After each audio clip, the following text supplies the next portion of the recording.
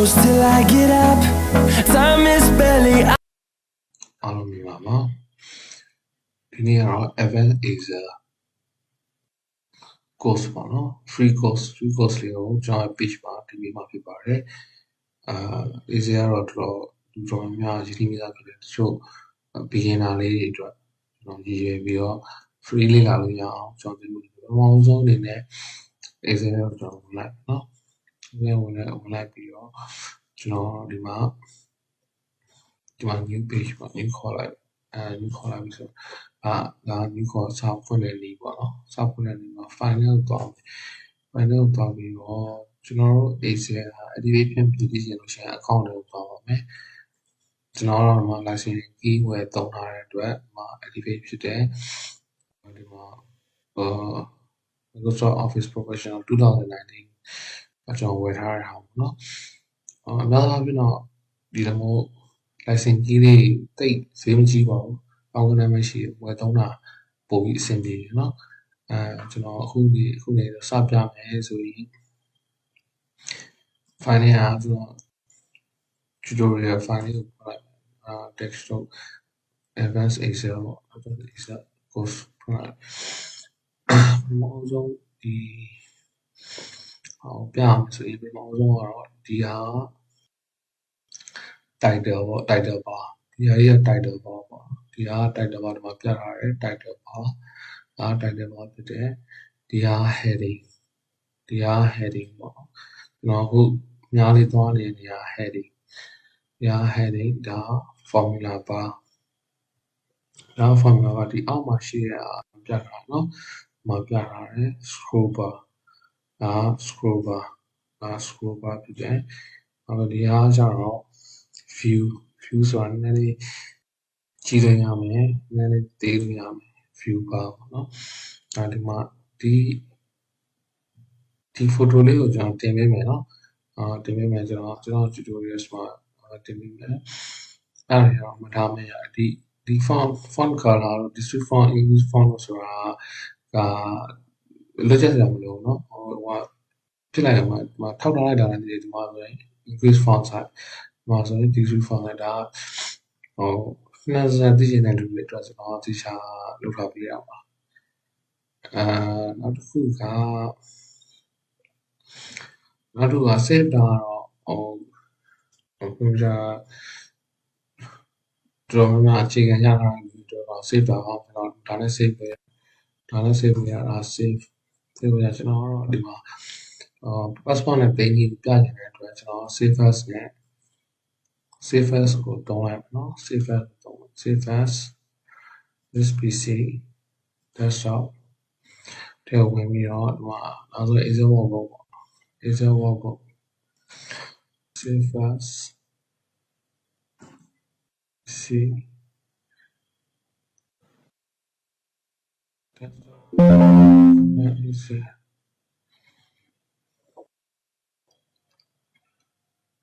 save thumbnails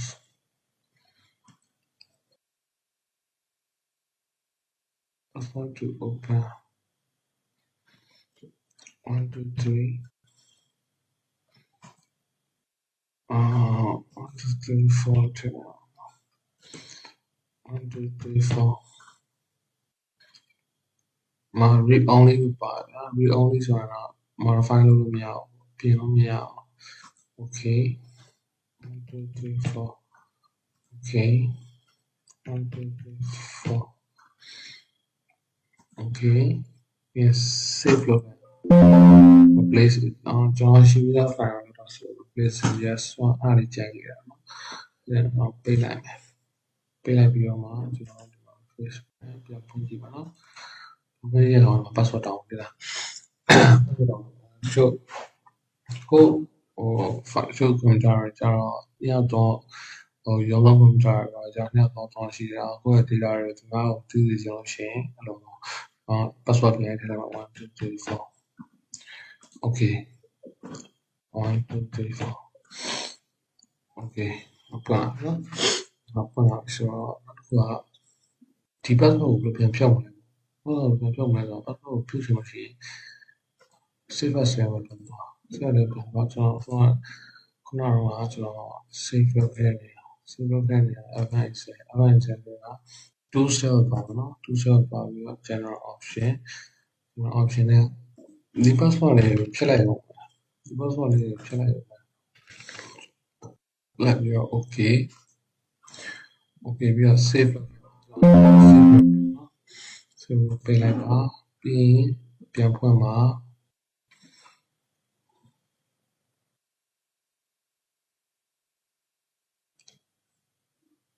ပြန်ဖွင့်ပါကျွန်တော် thumbnails မှာအမှတ်ထည့်ရတဲ့အတွက် Excel လို့မပေါ်တော့ဒီမှာကြည့် Excel လို့ပေါ်ဒီမှာသူ့ရဲ့ thumbnails တွေပေါ်လာဖွင့်ကြည့်လိုက်ပါ password မတောင်းတော့ဘူးเนาะကဲဒါဆိုရင်ကျွန်တော်တို့သင်ခန်းစာလေးစလိုက်အောင်เนาะ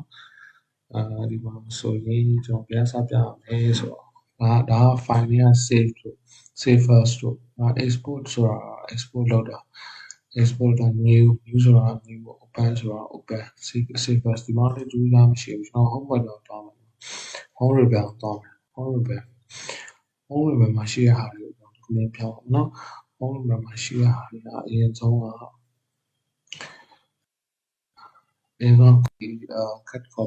cut copy ဆိုဒီမှာgift integrated အဲ့လိုမှဒီမှာအမြဲလောက်တော့မယ်ဆိုရင်အမြဲတခုခုလောက်တော့မယ်ဆိုရင်ဆက်လက်ပေးရမှာเนาะဒီလုံး၄000ခွက်လေးပေါ့၄000ခွက်နဲ့ဆက်လက်ပေးရမယ်cut လုပ်မယ်ပြီးဒီမှာ paste ဒီတော့เนาะcut လုပ်တဲ့အတွက်ဘဝဟာပျောက်သွားပြီနောက်တစ်ခုဆိုရင်ဒီမှာ copy လုပ်မယ်ပြီးတော့ဒီ paragraph မှာ paste ဖြစ်သွားเนาะpaste လိုက်ရဒီမှာထပ်ပြီးတော့ paste လိုက်ရတယ် paste လုပ်အဲ့လိုမှမလုပ်ရှင်ပဲနဲ့နောက်တစ်မျိုး shortcut 3သုံးနေတာဆိုရင် control C control V နော်နောက်တစ်ခုရှိသေးတယ်နောက်တစ်ခုကဘာလဲဆိုတော့အဲ့လိုအဆက်လေးဖြစ်နေလို့ရှိရင်ဟိုကထွက်ချင်ပြီဆို escape နေတယ်နော် escape esc escape နေတယ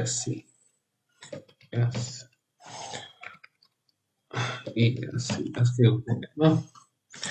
နောက်တစ်ခုကဒီမှာကျွန်တော်က format painter ကိုယူမယ် my gifted ဆိုတဲ့အရာကိုပြောပြပါ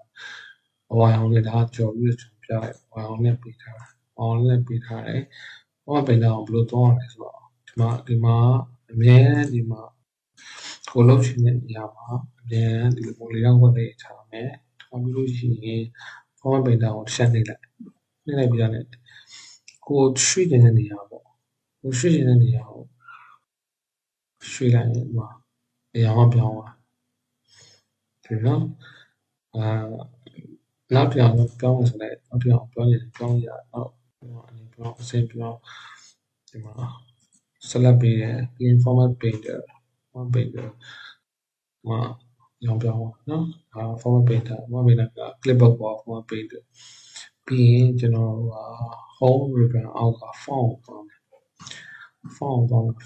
ဒီမှာကျွန်တော်ဒီ font ကိုပြင်နေတယ်ဒီ font ကိုပြင်နေဆိုရင်ဒီမှာ font လည်းအများကြီးရှိတယ်ဒီမှာကျွန်တော် font တစ်ခုပြောင်းလိုက်ဒီဖြစ်မှာ font ပြောင်းသွားနော် font ပြောင်းသွားအဲ့ font ကိုကျွန်တော်ထပ်ပြီးတော့ဘိုးတင်နေတယ်ဆိုတော့ဘိုးဒါတော့တော်တော်များဒါတော့တီးစားပေါ့ရေချိုးတောက်ပြီးသားအရာတွေအဲ့ဒါလည်းပြောင်းမှဆိုရင်အဲ့ဒါလည်းပြောင်းရတယ် analyze သူ့ analyze တောင်းဆိုရင် analyze တောင်းရတယ်ဒါရနော်ဟုတ်ပြီဒါဆိုရင်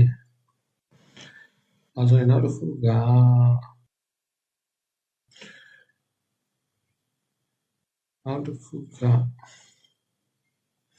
ကြီးတာသေးတာပေါ့ font size ပေါ့ font size ကတော့ဒီမှာကြိုက်တာရွေးလို့ရတယ်ပေါ့16ယူလိုက်တော့16ဖြစ်သွားပြီ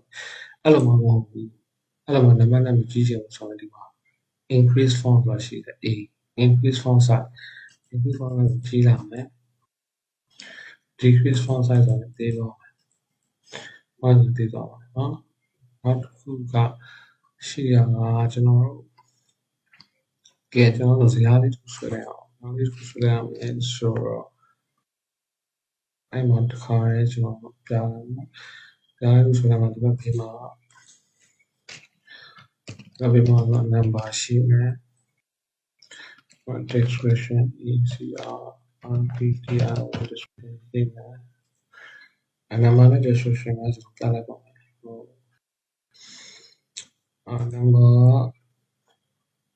အဲ့number နဲ့ description ပြတယ်ကျွန်တော်အဲ့ point နဲ့ဒီတော့တနေ့ကြောက်ပြပြမယ်ဟို1အဲ့1လေးကိုလူထောက်လိုက်ထောက်ပြီးဒီနာကဒီထောက်ကလေးတွေ့လာဒီမှာ plus လေးပေါ်လာတယ် plus ဆိုတော့ပေါင်းနေပေါ့နော်အဲ့ဆွဲချလိုက်လို့ရှိရင်အကုန်လုံး1နေပဲဒါတော့အမြန်သုံးတဲ့နေတန်းပေါ့အမြန်သုံးတဲ့နေတန်းအကုန်လုံး1နေပြီသွားမှာနော်အကုန်လုံး1နေပြီသွားမယ် sheet 3ကိုယူလိုက် sheet 3ကိုပြီးတော့ကျွန်တော်ရှင်းအောင်ပြလိုက်မယ်ဆိုရင်number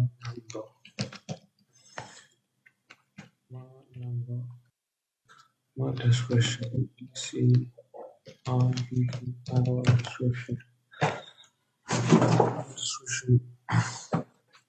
description sheet ကိုယူလိုက်ပြီးတော့ number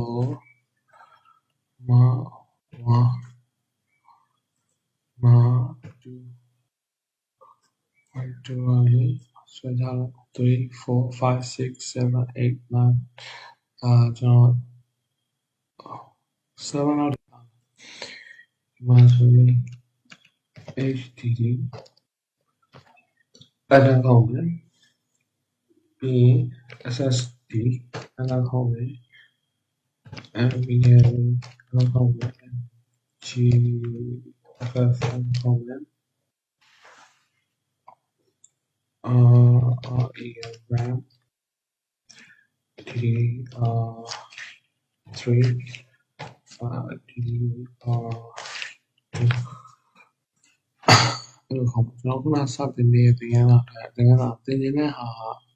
ဓိကသင်နေတဲ့အရာပေါင်ခတ်တယ်ပေါ့ကျွန်တော်ခုနက home ribbon အောက်ကကျွန်တော်ပေါင်ခတ်တာကိုရောက်သွားပြီဒါလေးပေါင်ခတ်မယ်ဆိုအားလုံးကို select ပေးလိုက်ပါအားလုံး select border ပေါ့ border ခတ်မယ်ဒီမှာတော့ top border left border အပေါ်ပိုင်းခတ်မယ်အောက်ပိုင်းခတ်မယ်အများဆုံးအဖြစ်ကတော့ဒီမှာ overall ဆိုတော့ပေါင်ခတ်တော့နော်ပေါင်ခတ်တော့ပြီဆိုတော့ဒီမှာတော့အရောင်လေးဖြစ်နေပေါ့အရောင်လေးဖြစ်နေဆိုတော့ဒီမှာ fake color နံပါတ် fake color လောက်ကျွန်တော်ဒီမှာ fake color အများကြီးပဲအရောင်လုံးလို့ရတယ်ဒီမှာအောင်သွားတယ်fake color အရောင်သွားပြီဒါ select ပေးမယ်ဒါလည်းဒီအရောင်လုံးမယ် fake color ပေါ့နော်ဒါ home ribbon အောက်က font ကြောင့်အမဲအောင်ဖြစ်တယ် font အမဲကိုအရောင်လေးပြောင်းမယ်ဆိုရင်နောက်ဘက်လုံး select ပေးလိုက် font အရောင်ပြောင်းသွားပြီဒါဆိုရင် home ribbon အောက်က font ပြီးသွားပြီနော် font ပြီးသွားရင်နောက်ပြီးတော့နောက်တစ်ခုက alignment မှာလည်းကြောင်းနဲ့ချက်လိုက်နံပါတ်တော့ဒီလောက်တည်းချက်နော် alignment မှာလည်း alignment ကိုစပြီးပြောင်းဆိုရင်alignment ကိုစပြောင်းမယ်ဆိုရင်ကျွန်တော်ကအပေါ်ဆက်ပြီး number ကိုစပြီးတော့လုပ်ဒီမှာဆိုရင် top align ထိပ်ဆုံးတင်ထိပ်ဆုံးရောက်ပါနော်middle line ဒီလေရောက်ပါနော်ဒါပတ်တော့လည်းအောက်ပါအပြရောက်ပါနော်ဒါ view တူတာ line left ဆိုတော့ view တောင်းခံပြီးသားဆိုတော့ center လို့ဆိုထားလိုက်တော့ center နောက်လည်း center ကိုထားလိုက်လို့ရှိရင်ဒီမှာ number အောက်မှာဒီဖြစ်နေတာ number အားလုံး select ပေးလိုက်တယ်ပြီးရင် center ထားလိုက်တယ် center ရောက်သွားတယ်နော် center ရောက်သွားပြီနောက်တစ်ခုကဒီမှာ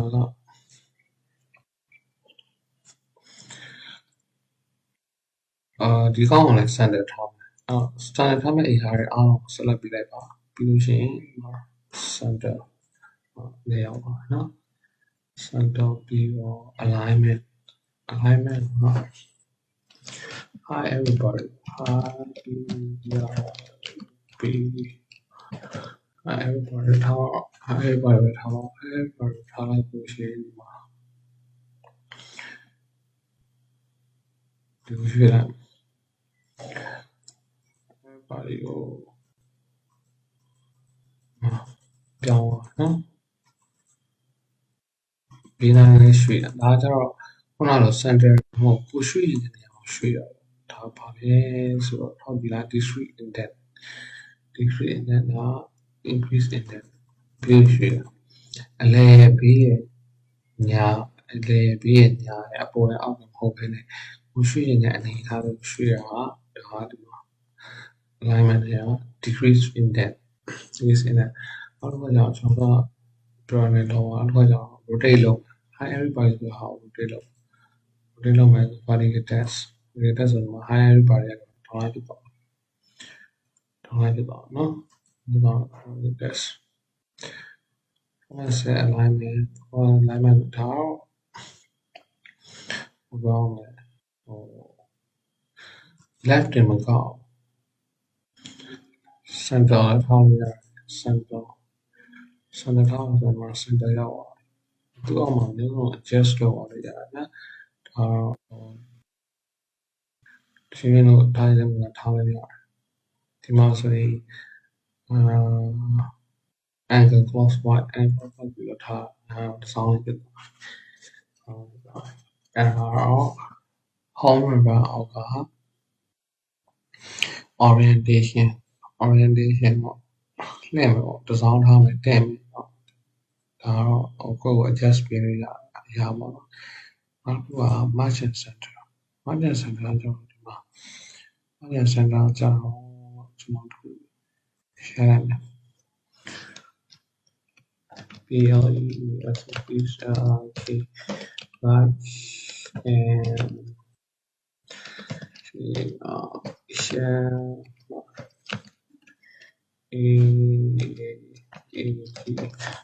font နဲ့တင်းနေ font နဲ့တင်းနေကြီးလိုက်မယ်ဆိုရင်ဒီမှာ increase please like and share my page ပါဘယ်လိုဖြစ်နေလဲဆိုတော့သူက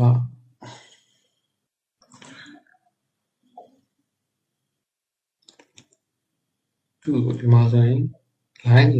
line အလဲကိုမရောက်ဖြစ်နေ please like and share my page ဆိုတော့ဒီမှာဆိုတစ်လိုင်းတော့တစ်ခွက်တော့အဲ့ဒါအားလုံးပေါင်းလိုက်မယ်ဆိုရင် margin center အဲ့ center အဲ့အောက်မှာရှင်းရတဲ့မှာဆိုရင်အောက်မှာ1000 2000 3000 4000 5000 6000 7000ဒါလေးဇာတ်ခွက်လုံးဆိုရင်ခုနကသင်ပေးထားတဲ့အတိုင်း border တွေက all borders ဇာတ်ခွက်လေးဖြစ်သွားတယ်အပွားခေါင်းစဉ်ဇာတ်ခွက်ဖြစ်margin center ပြီးတော့ wrap text wrap text ဆိုတော့ဘယ်လိုပြောမလဲဒီမှာစာရေးရပေါ့နော်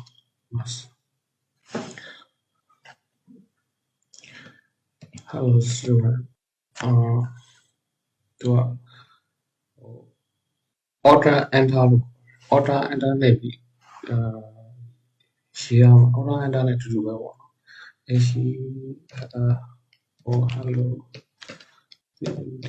and student to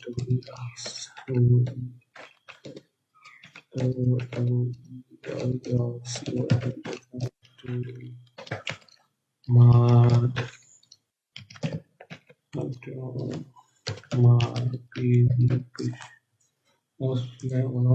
page အရေတော့မရေးရင်ဒီခွက်ထဲမှာဒီအောက်မှာ hello student ဘာလို့မပေးဆိုစာရရှိနေတို့တစ်ချောင်းဆင်းမယ်ချောင်းဆင်းလို့ဆက်လက်ပေးလိုက်ဆက်ပေးပြီးတော့ web text သူကွက်လေးထဲမှာသူက fit ဖြစ်သွားတယ်ပေါ့နော် fit ဖြစ်သွားတယ်အဲ့လိုမလုပ်ချင်ဘူးအဲ့ web text ကိုမသုံးရင်ဆိုလို့ရှိရင်လည်းရတယ်ကျွန်တော် edit လုပ်လိုက်ပါနော်အဲ့ web text ကိုမသုံးရင်ပဲ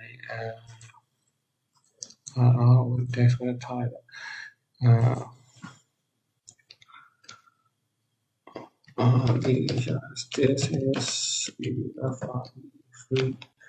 is a free ဆိုရင်မှာ line ကြော်သွားတယ်သူအကွက်အပြင်ရောက်သွားပြီအဲ့တော့အောက်ကိုဆင်းနေတယ်အကွက်ထဲကနေမထွက်ချင်ဘူးဆိုရင် order enter this is free EACOURSE ဒီကမှတ်ထားမှာAOT was END enter အဲ့လေး AOT plus enter အော်လည်းကြီးရတယ်ခြီလိုက် AOT plus enter အော်ဒါတော့ဒီကွက်ထဲမဖြစ်ဘူးလေဒီကွက်ထဲမဖြစ်တော့ဒီလိုဖြစ်နေဒါအားလုံးဆက်လက်ပြလိုက်ပြီးရင်ဒီမှာ merchant center တော့ပါနော်AOT plus order ဒါ home ribbon အောက်က alignment ပြီးသွားတယ်နော်alignment ပြီးသွားပြီဆိုရင်ကျွန်တော်save ထား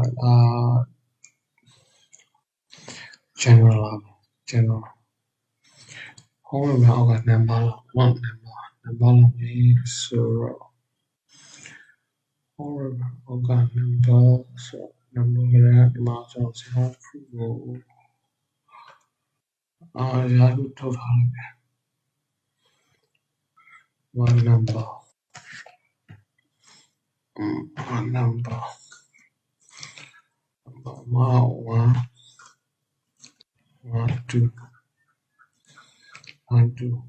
1 2ကိုကျွန်တော်ဒီမှာတိတ်ပြီး4 5 6 7 8မြေးနေဆွဲချ4 5 6 7 8 9ဒီလိုနံပါတ်လေးရအောင် number က1ပြန်လုပ်ပြီးလို့ရှိရင် number နဲ့ဒီအောက်က1 2 3 4နဲ့လွဲနေတယ်ဒီဟာလွဲ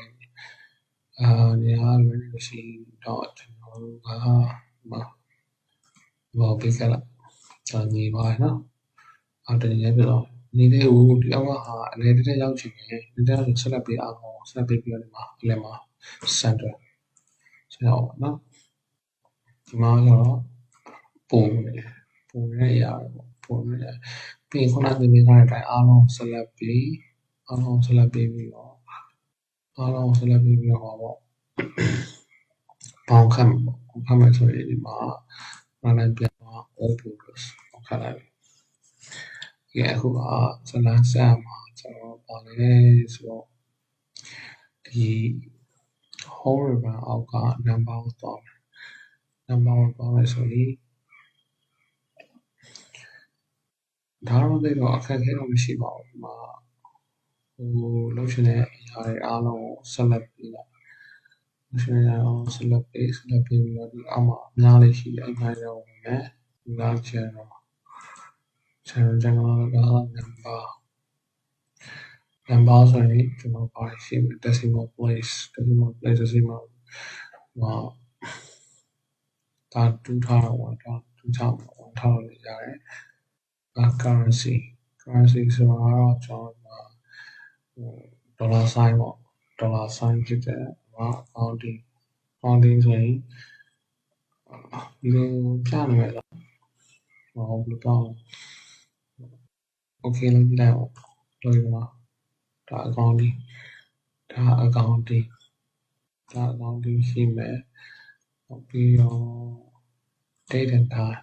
တော့ဖြစ်လိမ့်မယ် date and time ထဲမှာ date time format တွေကအများကြီးရှိတယ် date time format တွေအများကြီးရှိတဲ့အခါကျတော့ကျွန်တော်တို့ကဒီမှာ server တော့ထည့်နေလို့ရှိရင်တော့ခါလာပါဒီကြားထဲမှာ server ကိုထည့်မယ် right click နေလိုက်တယ်အဲ့ဒီနဲ့ insert server ကိုထည့်လိုက်အဲ့မှာပြော date ထည့်လိုက် date date ထည့်လိုက်ပြီးတော့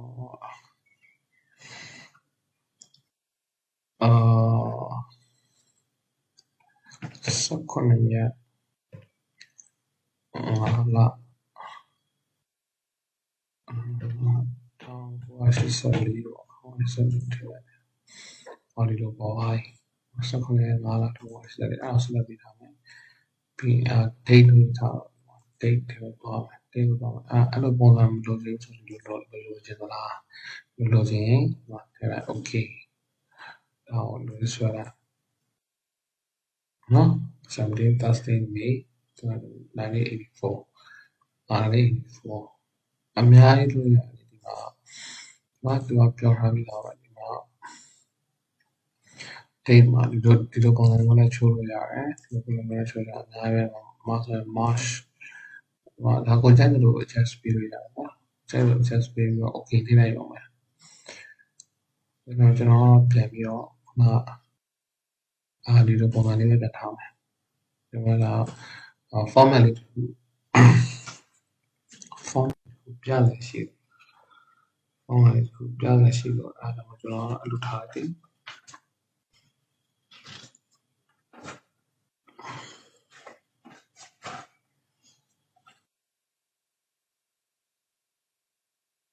ဖြစ်နေတော့ဘာနေမှမသိဘာနေလဲပေါ့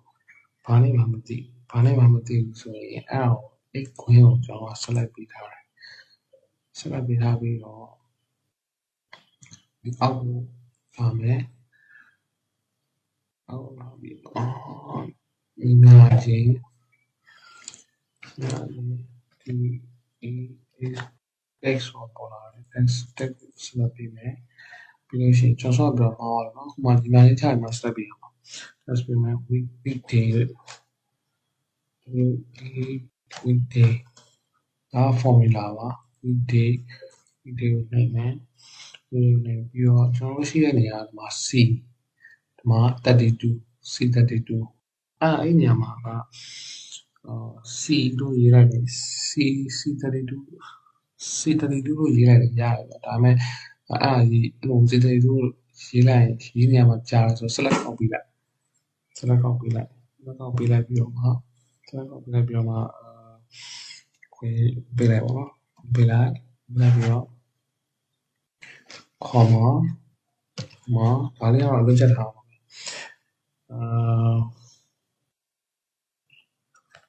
မယ်TTT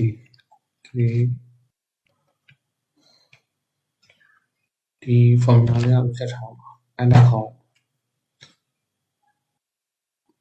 Thursday ဒါသူ့ရဲ့ကျွန်တော်လာစားရပါတွတ်တာတော့ဘာတော့အဲ့လိုမျိုးဟိုဘယ်နေ့မှသူကနေမကောင်းဖြစ်လို့ဖြတ်ထားတယ်အဲ့ဒါဟာဘာနေကြလဲ19ရက်နေ့ကဘာနေကြလဲအဲ့လို19ရက်နေ့ကဘာနေကြလဲကြာနေကြတာအင်္ဂါနေကြတာမသိဘူးဆိုတော့ဒီ formula ကိုတော့okay ဒီမှာဆိုရင်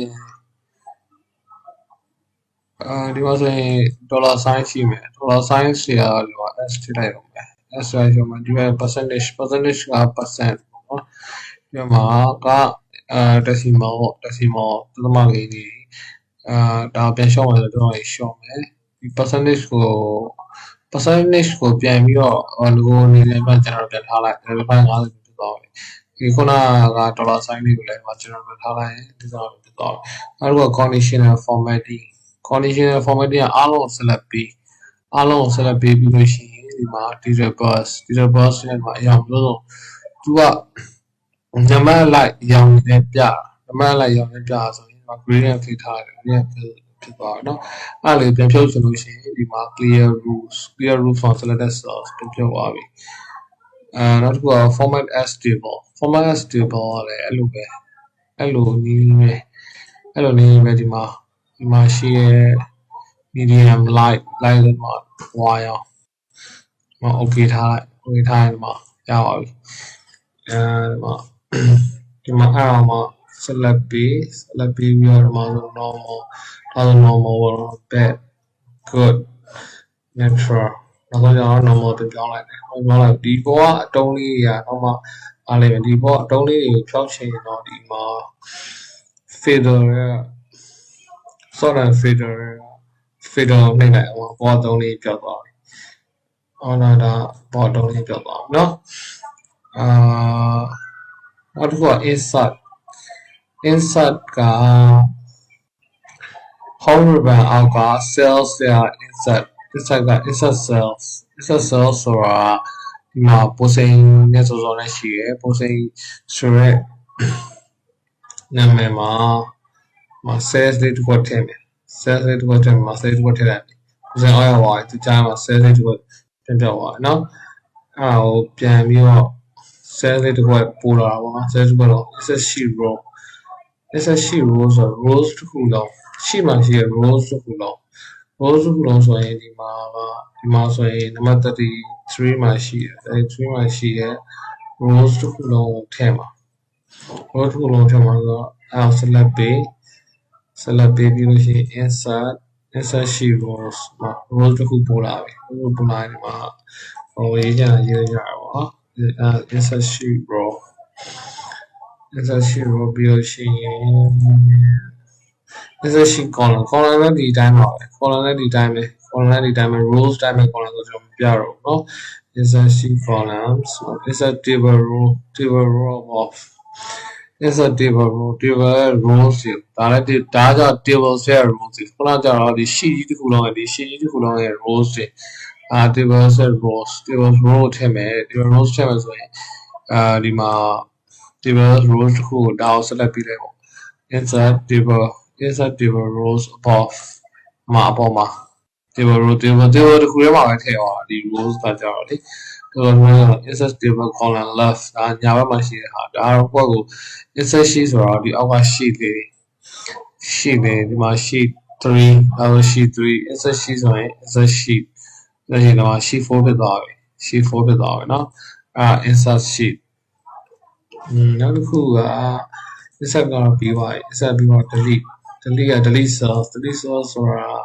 ဒါခုနကတော့လုပ်ထားတဲ့ cells တစ်ခုကို delete လုပ်မယ်ဆိုရင်ဒါ delete လုပ်တဲ့အပိုင်းပဲပေါ့နော် delete sheet ဆိုရင်လည်းဒီမှာအောက်ဆုံးအောင်ဒါနဲ့ delete sheet 4 select ပေးတာပြီးရင် delete sheet ဆို sheet 4မရှိတော့ဘူး sheet 3ပဲရှိတော့တယ်အဲ့ဒါပဲရှိเนาะအဲ့နားလေးပဲနည်းနည်းဖြစ်တာပေါ့နောက်တစ်ခုက auto sum ကျွန်တော်တခါတည်းပြလိုက်တော့မယ်ဒီဟာလေးတွေကိုကျွန်တော်ပြန်ပြီးတော့delete sheet rows ဖြတ်လိုက်နော်အားလုံးဖြတ်လိုက်ပေါ်လာအားလေးဒီမှာ auto sum ကျတော့ဒီမှာကျွန်တော်တစ်ခုထည့်လိုက် total ထည့်လိုက်ပြီ total auto total ဆိုတော့ဒီရာတွေအားလုံးနဲ့ပေါင်းခြင်းအားလုံး select ပြီးတော့ auto sum လိုက်တာနဲ့ဒီမှာအကုန်လုံးဖြည့်ရတဲ့ထွက်လာပြီဒီမှာ125 total sum auto sum ရှိမယ်နောက်တစ်ခုက fill down right up fill တော့ဒီလိုက fill ဘယ်လိုလဲဆိုတော့ဥပမာ4000အဲ့4000ကိုကျွန်တော်အောက်မှာတောက်လျှောက်လိုချင်ရင်ဒီမှာ fill down မတောက်လျှောက်ရောက်သွားပြီအဲ့4000ကိုပဲကျွန်တော်4တိုက်တောက်လျှောက်တစ်ခွက်နှစ်ခွက်သုံးခွက်လေးခွက်လိုချင်တယ်ဆိုရင်ဒီမှာ fill right ပေါ့နော် fill right တစ်ခွက်နှစ်ခွက်သုံးခွက်လေးခွက်ဒီဘက်မှာလည်းလိုချင်တယ်တစ်ခွက်နှစ်ခွက်သုံးခွက်လေးခွက်ဒါဆိုရင်တော့ fill left ပေါ့နော် fill left လေးခွက်ဆိုတော့အပေါ်မှာလည်းsorry 1 2 3 4ခွက်လိုချင်တယ်4ခွက်လိုချင်တော့ fill up နော် fill သူကတော့အရက်လေးမျက်နှာလုံးသူက fill လုပ်ပြီးတော့ပေါ့နောက်တစ်ခုကပြတာရှိတာ series ကတော့လွယ်ပါတယ် series ကလွယ်လွယ်ဆိုတော့ဒီမှာနှစ်လုပ်ပေးထားလိုက်မယ်နှစ်လုပ်ပေးထားလိုက်ပြီးတော့ဒီမှာ series တွေဝင်မယ်ဒီမှာlinear ဆိုတော့ပေါင်းခြင်းဘယ်လောက်ပေါင်းလဲဘယ် လောက်ပေါင်းလဲဆိုတော့တစ်ပေါင်းမယ်ဘယ်လောက်ပေါင်းလဲဆိုတစ်ပေါင်းမယ်တစ်ပေါင်းအောင်မယ်ဆိုရင်တစ်ပေါင်းအောင်မယ်30မှာရက်မယ်30မှာရက်မယ်တစ်ပေါင်းအောင်မယ်30မှာရက်မယ်တစ်ပေါင်းအောင်မယ်30မှာရက်မယ်ဆိုရင်ဒီမှာဒီညပေါင်းရောဒီမှာရောဒါကျွန်တော် row လို့ပြောတာrow select ပြလိုက်တာ column နဲ့အဲ့လိုပဲ column အဲ့ဒါတော့ထပ်ပြီးတော့မပြတော့ဘူးပေါ့နော်နောက်တစ်မျိုးထပ်ရှိသေးတာတခုကနောက်ထပ် easy ရတခုကကြတော့dateက18ရက်18ရက်5လ1980ပေါ့19805လ1980ကိုဆက်လက်ပေးပြီးလို့ရှိရင်ဆက်လက်ပြီးရင် fail series အော်ကျွန်တော်အမြောက်ကြံရင် growth ဆိုတာအမြောက်သီးလား column ဟာလည်းတူတူပဲ column ဆက် row ဆက်လည်း column ဆက် row ဆက်ပဲခေါ်တယ်ကျွန်တော်ဒီဒါကွက်ကိုပဲလူကြည့်သွားလိုက်ပေါ့နော် date ကကြ day ဆိုတာနေတိုင်းပေါ့ day ဆိုနေတိုင်းလာမယ် weekday ဆိုတော့စင်သွင်းနေပိတ်တယ်စင်သွင်းနေမပါဘူးပေါ့နော်စင်သွင်းနေမပါဘူးကျွန်တော်ချက်ဒီလိုဖြစ်နေတယ်ဒီဖြစ်နေတော့ date ထဲဒီလိုသွားလိုက်မယ်နော် custom ကိုသွားမယ် custom သွားပြီးလို့ရှိရင်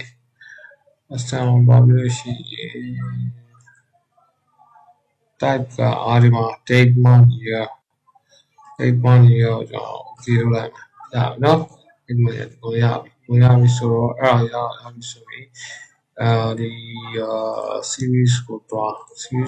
ပြီးတော့ date ပေါ့ day က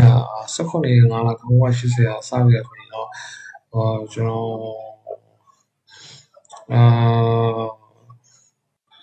25ရက်06 80 okay 25ရက်ဒါဘယ်လိုပြောမဆန့်လို့25ရက်1980ဒါလေးကိုဆွဲသွားလိုက်အဲ့လိုလေးဖြစ်နေတာလေးကိုဆွဲသွားလိုက်အဲ့လိုလေးဖြစ်နေတာမဆန့်တော့အတွက်ရသလောက်ပြသွားတာကျွန်တော်ပေးထားတဲ့ date ကြီးရတယ်နော်ကျွန်တော်ပေးထားတဲ့ date ကြီးရ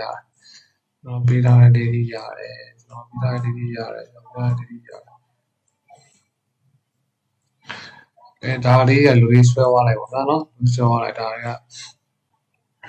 နောက်ဆုံးထားကိုပဲကျွန်တော်ပြလိုက်နောက်ဆုံးကကျွန်တော်သတ်မှတ်ထားတာ25ရက်နေ့ဒီဆိုတာကသူကဒါ30ကို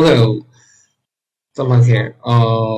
25ရက်နေ့သတ်မှတ်ထား25ရက်နေ့ရောက်မယ်ဒါပေမဲ့ဒီဟာပါလဲဆိုတော့သူ့ရဲ့ထူးခြားချက်ကနေတိုင်းတော့မှ9ရက်ရှိရပြ9ရက်လုံးပေါ့တော့မှ9ရက်ရှိရ9ရက်လုံးနောက်တစ်ခုကကြတော့တစ်ပတ်မှာကစနေတွင်းပိတ်တယ်အစိုးရရုံးပိတ်ရပေါ့စနေတွင်းပိတ်တယ်ဆိုလို့ရှိရင်တော့စနေတွင်းကိုထည့်မတွက်တော့နောက်တစ်ခုကဒါတော့ကျွန်တော်ပြန်ပြီးတော့ပြတော့เนาะဒီဟာကိုပဲလုပ်မယ်ဆက်လက်ပြီးပြီးတော့ fill series မှာ weekday ဆိုရင်တော့ column ဆက်ပြလိုက်မယ်ပြမယ်18ရက်ကျွန်တော်နိုင်ပါတော့20လောက်တွေပဲသွားတော့20ဆို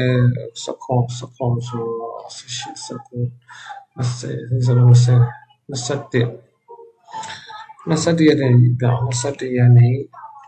3ည6နောက်တဲ့နေ့3ည6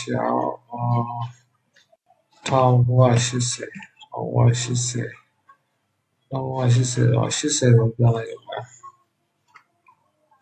80ဒါရောက်ကောင်းလားကြည့်လိုက်ပါကြည့်လိုက်မယ်ဆိုရင်19 20 21 22 23 26 23ပြီးတော့24 25စနေတင်းပြီ26 29 28 29 30 31တရက်ကစနေတင်းပေါ့အဲ့လိုချားပါတယ်မထူးပါဘူးကျွန်တော်နောက်တစ်ခုဒီနေ့group က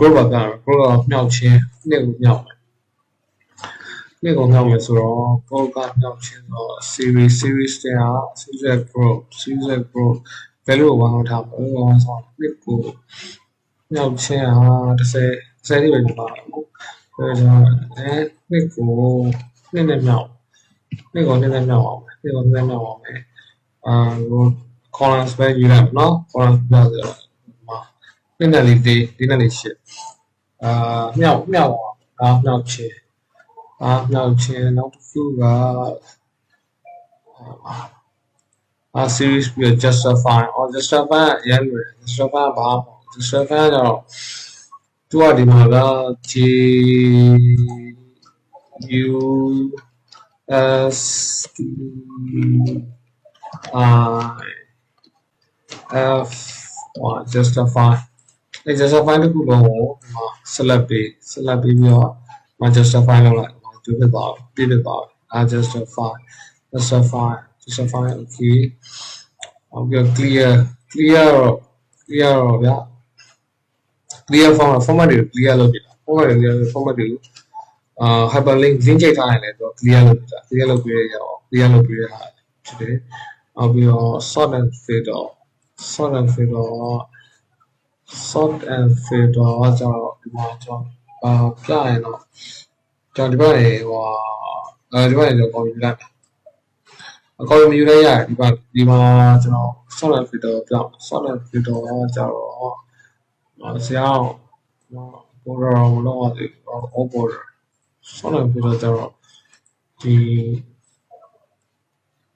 ဆရာတို့ကိုဆက်ပေးလိုက်တယ် sort and filter ကကျတော့ smallest to largest custom sort smallest to largest ရေဆုံးကနေကြီးဆုံးဆိုတော့ဒီဟာဆိုရင် total ပိုင်းပိုကောင်းတော့နော် total ပိုင်းပိုကောင်းတယ်ဆိုတော့အားလုံးပဲဆရာတခုဖိုင်လိုက်တော့မယ်ဒါ overall maximum လား minimum ကတော့ဒီမှာ maximum 65က maximum ကို20အဲ့တော့ maximum ကိုအများကြီးချMAX max ကိုထောက်လိုက်ပြီးတော့ဒီထဲကဒီကောင်လေးတွေက maximum ကိုရေးပါအောင် total ပါအောင်နော်ဒီမှာပြောဆိုအဲ့ဒါ maximum minimum လည်းအဲ့လိုပဲအများကြီးချပြီးတော့ min လို့ပြီးတော့ဒီမှာဒီစမှာ maximum ကသူ့ရဲ့ average ဒါသူ့ရဲ့ maximum နေ straight ထားရတယ်ဆိုတော့အဖြေကတန်းထွက်ပြီးသားခုနလို formula ထည့်ရဲစာဆိုတော့ဖြစ်သွားပြီဆိုတော့total ကိုကျွန်တော်ဘာလုပ်လဲဆိုတော့ filter smallest to largest စီးလိုက်မယ်အကုန်လုံးကို select ပေးလိုက်မယ် smallest to largest ဆိုဒီမှာကြည့်ရင်largest ကတော့100ဗျာကျွန်တော်ဒါခမန်းရေးလိုက်ပြောတာနော် so smallest to largest အငယ်ဆုံးကပုံလို့ရအောင်ဒါအသိမသိတာနော်ဒီမှာ largest to smallest ဆိုတော့ largest ဆိုတော့ဒီမှာ356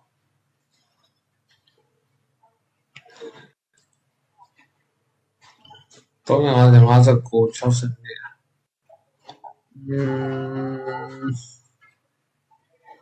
356 ဆိုတော့ညာပဲဆိုတော့ဒီမှာတော့စီပါ number စီပါ smallest to largest ဆိုတော့1 2 3 4စီပါတယ် 1 2 3 4 5 6 7 8 9 total စီမှာဆို total ပေါင်းမှန်ရော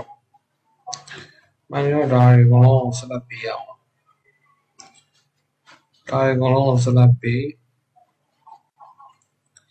ဒီဟာတွေအကုန်လုံးဆက်လက်ပေးရဒီဟာတွေပဲဆက်လက်ပေးရဒီ7.356ခုကိုကျွန်တော်ပြန်ပြောင်းလိုက်ဒီမှာဆို7.356ခုကိုပြန်ပြသွားနော်3.356ပြန်ပြသွားပြီနောက်တစ်ခုကဒီဟာတွေအကုန်လုံးဆက်လက်ပေးပြီးတော့ဒီဟာကိုကျွန်တော်ကcopy လုပ်လိုက်ပြီ copy လုပ်လိုက်မယ်ဒီမှာ paste ချလိုက်မယ်နောက်အားလုံးဆက်လက်ပေးလိုက်မယ်အားလုံးဆက်လက်ပေးလိုက်မယ်အားလုံးဆက်လက်ပြီးတော့ sort မှာဒီမှာ z ကပေါ်လို့ရအောင်ဆိုတော့ a to z ပေးလိုက် a ကပေါ်ရောက်သွား b c d e f g h z အဲ့တော့ပြန်ပြီးတော့ z တွေလောက်ပါတယ် z တွေလောက်လိုက် z တွေမှာအပေါ်မှာ z တွေဖြစ်သွားပြီsorted စီတာပေါ့sorted စီရ custom sort ဆိုတာရှိတယ် custom sort တော့ select ပြီးမှရမယ်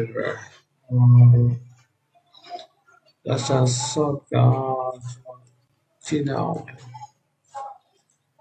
custom sort ဟုတ်တယ်z to a ဟောတူတူပဲတော့ a to z z to a မှာတူတူပဲเนาะ custom sort မှာတူတူပဲဒါမှာ a to z to a custom sort တူတူပဲ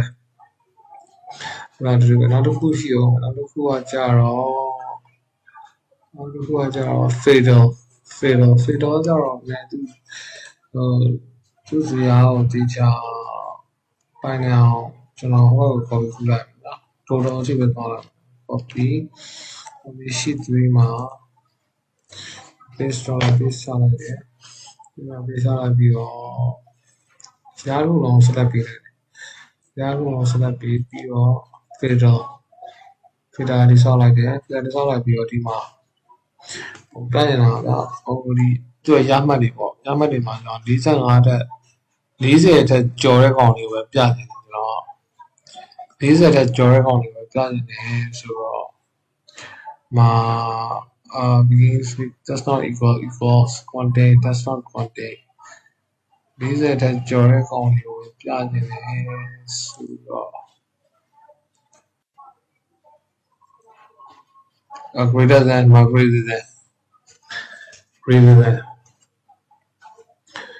greater than ဆိုတော့ဒီမှာက greater than ကိုနှိပ်လိုက်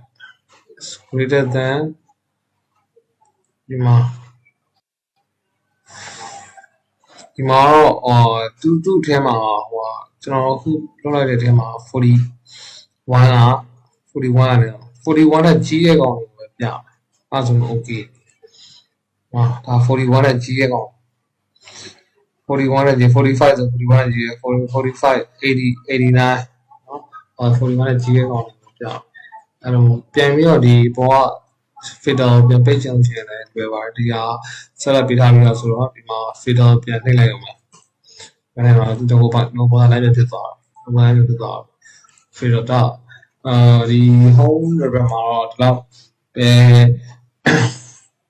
တော်တော်နေပါပြီ